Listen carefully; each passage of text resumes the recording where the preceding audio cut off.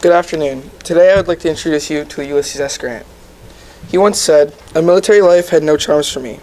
It doesn't really sound like something that a successful military general like him would say. But early in his life, before he went to West Point, he did say this. During his childhood, he actually wanted to be a farmer, but his father said that a military life would suit him better. This quote is an example of irony because most of his life's achievements were in the military. This quote also shows that no person has a set future and that they can choose their own path. His hometown was Point Pleasant, Ohio, and he was born there April 27, 1822. And he died July 23, 1885, at his home in Mount McGregor, New York.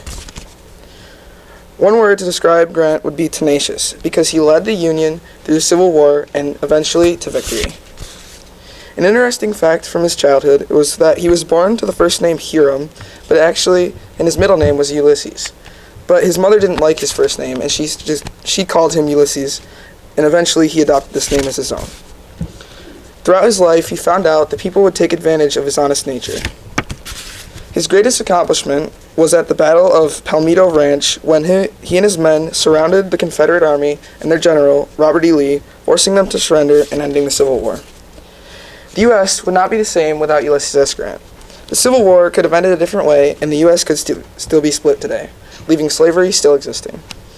Ulysses S. Grant also created the national parks in the United States.